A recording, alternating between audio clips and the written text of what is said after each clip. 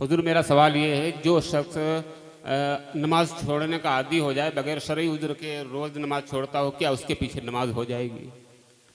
आदी नहीं हो जाए, जो कसदन एक वक्त की भी नमाज छोड़ता है कसदन, उसको भी इमाम ना बनाया जाए।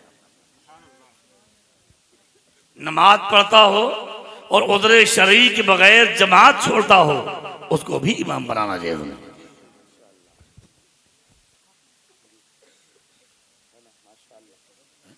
माशाअल्लाह, सुभान अल्लाह।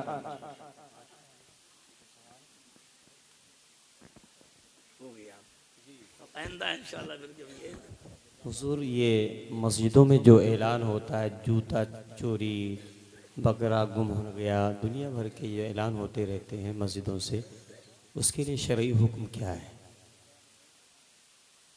जूता चप्पल बकरा बकरी, देखिए ऐसा है, मस्जिद इन की मसाजिद के मैक की दो सूरतें हैं।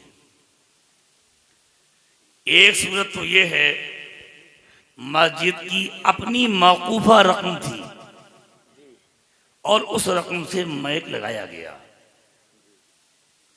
तो मस्जिद की अजान और सलात जो मस्जिद की दीनी जरूरियात हैं बस उन्हीं के लिए होगा। और अगर मस्जिद का मैक चंदा करके लगाया गया, और चंदा देने वालों को सबको मालूम है कि इससे बकरी का भी ऐलान होगा, मिलाद का भी, और तीजे का भी, और दसवें का, फसला का भी, तो चूंकि चंदा देने वाला जिस मसरफ के लिए दे उस मसरफ में इस्तेमाल जायज़ है। फिर भी मस्जिद का अदब यह है कि वहाँ जूता चप्पल और बकरी का ऐलान नहीं होना चाहिए। सुभान अल्लाह, माशाअल्लाह। माशाअल्लाह। हजरत, आखिरी सवाल अर्ज, कब्रिस्तानों में पेड़ होते हैं, अब उन पेड़ों को काटने के बाद कुछ लोग मस्जिद में सर्फ कर देते हैं, मदरसे में सर्फ करते हैं, ऐसा करना कैसा है? इरफान साहब की सवाल आप इसको हंसी मजाक ना समझें, ये बहुत कीमती सवाल है। जी हजरत, हजरत का सवाल एक कीमती सवाल है। अब सुनिए आप, देखिए हजरत कुर्बान जाई फुक़हा पर सब लिख दिया, उनके बड़े एहसानात हैं हम सब पर, बहुत एहसानात हैं हमारे फुक़हा के। सुभान अल्लाह, हमारे फुक़हा ने लिखा कि जो कब्रिस्तान में पेड़ होते हैं उनकी दो सूरतें। एक सूरत तो यह है कि कोई शख्स मसलन एक आम कब्रिस्तान था और मौलाना वजहुल कमर साहब गए, 4 पेड़ वहां पर लगाया है और नियत ये कि पेड़ हमारे ही। अब वो बड़े हुए, अगर कब्रिस्तान की जमीन में लगाना नाजायज था, लेकिन वो पेड़ शरान इन्हीं के रहेंगे, इन्हीं के रहेंगे। अब गौर से सुनिएगा, अब बड़े होने के बाद ये चाहे मस्जिद में लगाएं चाहे घर में लगाएं, अगरचे वहां पर पेड़ लगाना नाजायज था, वो पेड़ अलहदा है, समझिए आपने।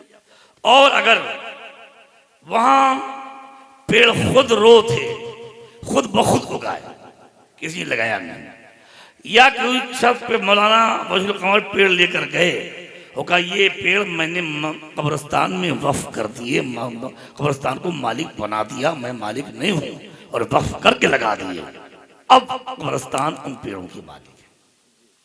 अब वो पेड़ काटने के बाद, बेचने के बाद मदरसा मस्जिद कहीं नहीं लगाए जा सकते, वो कब्रिस्तान ही के किसी मसरफ में सर्फ किए जाएंगे। सुभान अल्लाह।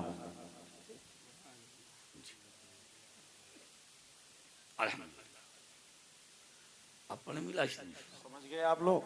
मसला समझ लिया ठीक से? अब ये सब और आ रहे हैं।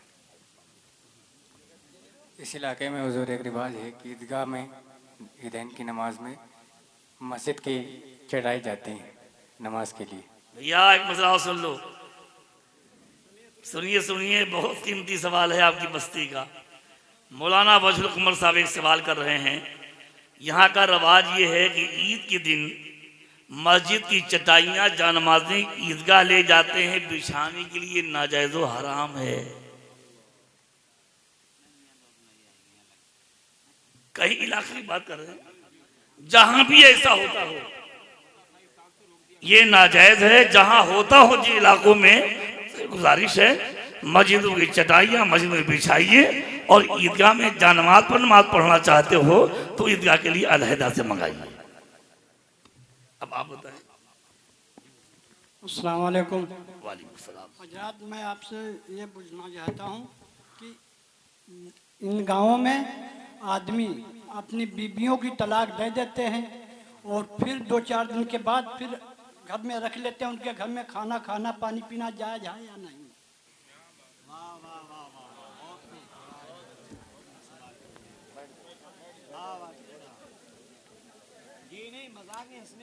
मेरे भाई, ये हमारे बुजुर्ग का सवाल एक कीमती बात है, कीमती बात है। पढ़ो दुरूद शरीफ बुलंद आवाज से।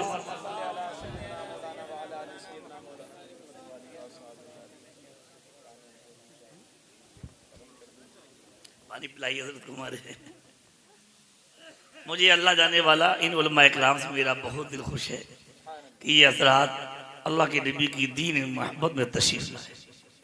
अल्लाह हमारे इन तमाम उलमा हुफ़ाज़ सबके दर्जात मर्तबे अपनी बारगाह में बुलंद फरमाए और हम सबको एक होकर दीन मुस्तफ़ा का काम करने के तौफीक अता करे। अल्लाह सारे हाज़रीन तमाम मोमिनीन पर, हमारे भाइयों पर, माँ बहनों पर अल्लाह रहमतों की बारिश करे। हमारे प्यारे प्यारे ये बुजुर्ग हैं, एक हदीस सुना दूँ आपको। ये देखो दाढ़ी सफ़ेद हो रही, इनका अदब करो। मैंने एक हदीस पाक में पढ़ा, अल्लाह के नबी ने फरमाया कि बूढ़े मुसलमान का अदब, गौर से सुनिए तो याद रखिए, बूढ़े मुसलमान का अदब अल्लाह ताला की बारगाह के आदाब की कमी से। शेर मौलाना वजहुल कमर को याद हो, मैं इनको बुखारी शरीफ पढ़ा रहा था, उस वक्त भी यह हदीस पाक मैंने सुनाई थी। सरकार ने फरमाया बूढ़े मुसलमान का अदब ये अल्लाह ताला की बारगाह के आदाब की कमी से। लिहाजा जो हमारे बड़े बूढ़े मुसलमान हैं, दाढ़ियाँ सफ़ेद हो रही हैं, अपने बड़ों का हमेशा अदब व एहतराम करें, कभी भी अदबी ना करें। हमारे प्यारे मोहतरम ने सवाल किया है कि लोग तलाक देकर और रख लेते हैं और उनके साथ भी मियाँ बीवी की तरह रहने लगते हैं। अगर तलाक मुग़ल्लज़ दे दी, तलाक बाइन या तलाक मुग़ल्लज़ दे दी तो बीवी हराम हो गई। अब मियाँ बीवी की तरह रहना हराम गुनाह कबीरा है और चूंकि इद्दत के दरमियान मकान देना वाजिब है, तो हमारे फुक़हा ने लिखा कि अगर अलहदा से भी अलहदा को शौहर के लिए कहीं रहने की जगह ना हो तो एक ही मकान में अगर इद्दत के लिए मकान दे रहा है तो उस मकान में पार्टीशन कर दिया जाए, दीवार उठा दी जाए, एक तरफ तलाकशुदा बीवी रहे और एक तरफ वो रहे, और दोनों को एक साथ रहने की इजाजत नहीं कि शैतान किसी वक्त भी हमला कर सकता है। जो लोग तलाकें 3 तलाकें दे दी या चाहे एक ही तलाक बाइन दे दी हो, एक तलाक बाइन में भी क्या है मेरे भाई, बीवी हराम हो जाती। और बीवी से रिश्ता निकाह खत्म होने के बाद अगर एक घर में रख रहा है, साथ में रह रहा है, तो ये हराम सख्त हराम है। उन पर फर्ज है कि बिला ताखीर दोनों फौरन अलहदा हो जाएं। अगर साथ में रहना चाहते हैं तो जिस क्वालिटी की तलाक दी हो, अपने जिम्मेदार आलिम मुफ्ती से मसला मालूम करके आप उस पर अमल करें, उस निकाह करें, फिर उसके बाद में रहें। और अगर वो दोनों अलहदा ना हो तो ऐसे शख्स का बाइकाट कर दिया जाए। कुरान कहता है वइम्मा युनसियन्नका शैतान फला तक़ुद बअद ज़िक्र मअल क़ौमि ज़ालिमीन। उनको शादी ब्याह खाना पीना सबसे बिल्कुल बाइकाट कर दिया जाए जब तक इस गुनाह से बाज न आ जाएं। ये सवाल आपसे आपकी बारगाह में, जैसे मिसाल के तौर पे कब्रिस्तान की सफाई करनी है तो उसका बेहतर तरीका क्या है? जो सफाई है नहीं, अब देखिए सफाई की क्या तरीका बताऊं। जंगल हो जाता है, देखिए सफाई के लिए इस तरह आना जाना अंदर कि मुसलमानों की कब्रों पर आपके पैर और जूती चप्पल पड़े, ये जायज़ नहीं है। अल्लाह के नबी ने फरमाया कि मुसलमान की कब्र पर पैर रखने से बेहतर समझता हूँ कि मैं आग पर कदम रख दूँ, लेकिन मुसलमान की कब्र पर पैर न रखूँ। समझ गए आप? तो अगर आप सफाई करना चाहते हैं, यहाँ तक कि फुक़हा ने लिखा कि पुराने कब्रिस्तान में नया रास्ता निकालना भी चाहिए जी, ज्यादा सफाई वफाई आप इस अंदाज में करें कि कब्रों की किसी भी तरह बेहुरमती और पामादी न होने पाए। जिसे दवाई वगैरह छिड़क जायज अगर चारों तरफ पड़ी है, कांटे बाटे निकल रहे हैं, आपने दवा डाल के उसको खत्म कर दिया, इसमें कोई हर्ज नहीं। जी, इससे पहले जो सवाल हुआ था उसी ज़िम्न में सवाल ये है कि बहुत से लोग ऐसे होते हैं जो तलाक़ मुग़ल्लज़ा देने के बाद, बहुत जगह ऐसा देखने में आया है कि उन्होंने अपने किसी रिश्तेदार के साथ में निकाह कर दिया वक्ती तौर के लिए, और उन्होंने जो है 10-20 मिनट या घंटा गुजरा, उसके बाद कोई सामान मांगा, वो ला के उन्होंने नहीं दिया और उन्होंने उसकी वजह से उन्हें फिर तलाक दे दी और पहले शौहर से वो आकर के फिर उनसे निकाह कर दिया गया। ऐसा करना कैसा है? तमाशा है, तमाशा। साथ ही साथ तलाक़ मुग़ल्लज़ा और तलाक़ बाइन पर रोशनी डालते हैं।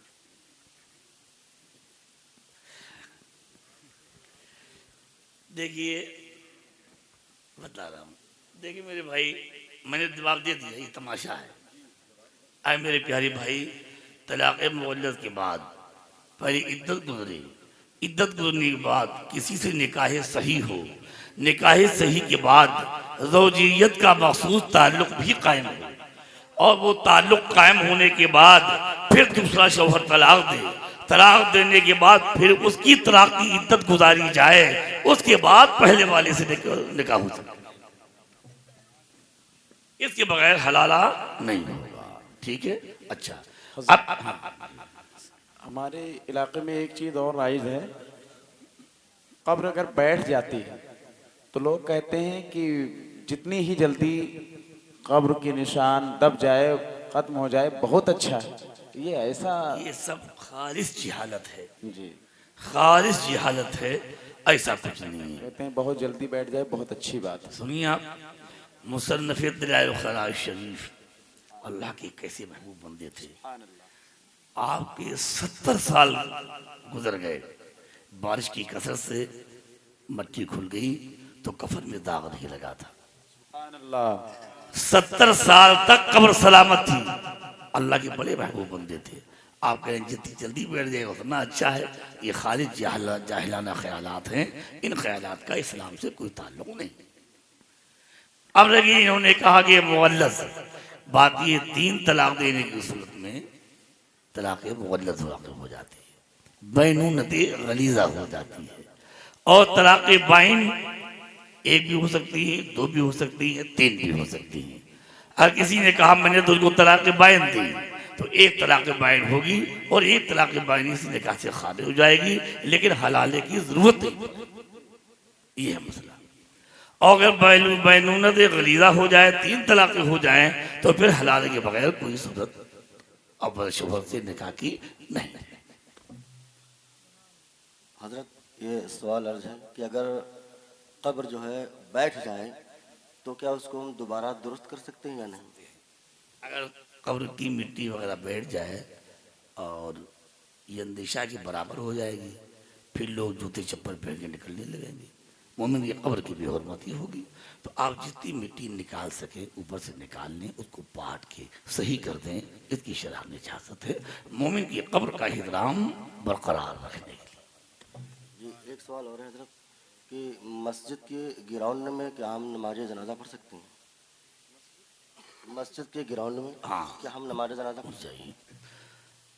मस्जिद में एक है मस्जिद का वो हिस्सा जो नमाज पढ़ने के लिए मुकर्रर है, उसमें इमाम आज़म के यहाँ नमाज जनाजा पढ़ना जायज़ नहीं। अब मस्जिद का जो खारजी हिस्सा है, अगर जब वो सहने मस्जिद ही हो, मस्जिद की ज़रूरियात के लिए पढ़ा हो, लेकिन वो असले मस्जिद नहीं है, तो उस हिस्से में नमाज जनाजा पढ़ी जा सकती, पढ़ी जा सकती। फुक़हा फरमाते हैं, इरफान साहब एक जुमला नोट किए, तकरीबन फतवा रज़िया के कहा, तकरीबन यही जुमला है कि तस्वीर सब के सिवा दीगर अहकाम, आला फरमाते हैं कि ये तस्वीर सब के सिवा दीगर अहकाम में ईदगाह मिसली मस्जिद नहीं है। हजरत आपकी बारगाह में एक मतलब भी अर्ज ये है, बस्ती में 2 मस्जिदें हैं, और कब्रिस्तान एक ही है। अब चूंकि मैं ये सवाल पहले अर्ज कर चुका हूं कि वो पेड़, वो तो आपने शरई मसला जो था वो ठीक है, लेकिन पेड़ कटने के बाद दो मस्जिद हैं और दोनों मसलक एक हैं, फिर एक ही शख्स अगर पूरा हिस्सा रख लेता है पेड़ काटने के बाद, अगरचे नहीं लगते, और दूसरे को इंसाफ की शक्ल में नहीं देता, ऐसा करना कैसा है? तो अगर दोनों में लगता तो दोनों गुनाहगार होते, अब अकेले गुनाहगार हुआ। दोनों में अगर दोनों आधा आधा बांट लेते तो दोनों गुनाहगार होते, अब वो तन्हाई गुनाहगार हुआ जी। उसको चाहिए कि जितना लगा दिया है उतना पैसा वो कब्रिस्तान को वापस करे। सुभान अल्लाह। नहीं, हंसने की बात नहीं है। अब भाई देखो, मैं काफी लंबा सफर करना है और हम जिंदाबाद, जोहर के टाइम का एक बाहर का वादा है, कन्नौज से आगे का, इसलिए अब इजाजत दे दीजिए, फिर कभी जाएंगे। अब सरकार की पैदाइश पढ़ दूंगा मैं तमाम उलमाए किराम की तरफ से हजरत मुफ्ती साहब क़िबला का इस्तकबाल और ममनून मशकूर हूँ, और तमाम तर उलमा का और इलाके के आए हुए इमामों का भी। मैं हाफिज नईम साहब और सदर साहब मौलाना मशाह साहब की तरफ से सबका मैं इस्तकबाल करता हूँ। मैं सबका ममनून मशकूर, और आप सबका इस्तकबाल है, आप सब तशरीफ लाए। नारे तकबीर, नारे रिसालत, मसलके आला हजरत, हुजूर अल्फाज़े मिल्लत, हुजूर अल्फाज़े मिल्लत, बानिए तहरीके दावते इंसानियत, बानिए तहरीके दावते इंसानियत, नारे तकबीर, नारे रिसालत। अब मैं दो लफ्ज़ों में सरकार की पैदाइश पढ़ दूं। पढ़िए दुरूद शरीफ। अल्लाहुम्मा सल्ली अला सय्यिदना। सिर्फ खुदाए कदीर था, उस खालिक़े कायनात की सिवा और कुछ ना था।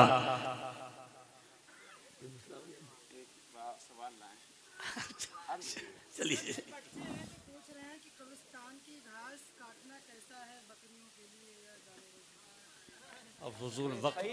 सही है। देखो, नहीं अच्छी बात है, मस्जिद में जो जो जो घास वगैरह रहती है कब्रिस्तान में, मस्जिद की मालिक है। और आजकल चारा बिकता भी है बाजार में, बिकता कि नहीं बिकता? अरे बोलो ना मेरे भाई, बाजार में जानवरों का चारा बाकायदा बिकता भी है जी। लिहाजा वो घास काटिए और उसको मोहल्ले में जानवर वालों को बेचकर वो पैसा कब्रिस्तान में लगा दीजिए। सुभान अल्लाह। ठीक है, पढ़िए दुरूद शरीफ। अल्लाहुम्मा सल्ली अला सय्यिदना मौलाना मुहम्मद बारिक वसल्लम अलैहि वसल्लम। सिर्फ खुदाए कदीर था, उस खालिक़ कायनात के सिवा और कोई न था। जब अल्लाह ताला ने चाहा कि मैं जाना पहचाना जाऊं, तो मेरे आका के नूर पाक को पैदा फरमाया, है ना। मिस्ल फारस जलजले हूँ नज्द में, जिक्र आयाते विलादत कीजिए। सुभान अल्लाह। मेरे भाई, ये मेरा जुमला एकदम सही, आप कहेंगे सही। आला हज़रत इमाम अहमद रज़ा रहमतुल्लाह को अल्लाह ने बड़ी इल्मी सलाहियतों से नवाजा था, लेकिन उनके पास जो सबसे ज्यादा कीमती सरमाया था वो इश्क़ मुस्तफ़ा था। सुभान अल्लाह। और बकिया जो कुछ था वो सब उसी इश्क़ मुस्तफ़ा की बरकतें थी। नबी से इश्क करो, नबी से मोहब्बत करो, फिर देखो अल्लाह तुम्हें कैसा नवाजता है। सुभान अल्लाह। सुभान। फिर नूर मुस्तफ़ा बाद तख़लीक़ आदम हज़रत आदम में तशरीफ़ लाया, मुंतकिल होता हुआ हज़रत अब्दुल्ला रज़ी अल्लाह तआला अन्हु में तशरीफ़ लाया। बादी निकाह हज़रत आमिना रज़ी अल्लाह तआला अन्हा में रौनक अफरोज़ हुआ। अल्लाह के हबीब तशरीफ़ ला रहे थे, रहमत आलम जलवागर हो रहे थे। फरिश्ते हाज़िर दरबार शरीफ होकर सलातो सलाम का नजराना पेश कर रहे थे। आइए अदब से खड़े होकर सलातो सलाम पढ़ें।